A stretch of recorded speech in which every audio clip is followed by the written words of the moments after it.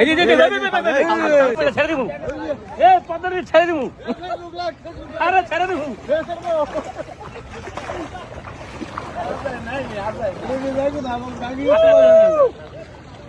পানি থেকে শর্ট পানি থেকে হ্যাঁ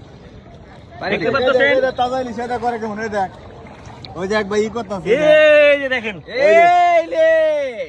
এই যে মাছ লড়ছড় করে দেন হ্যাঁ এই মাছ ধরবি না লাভ দিবি না এটা মরে গেছে মরে গেছে না? এটা নিঃশ্বাস দেখ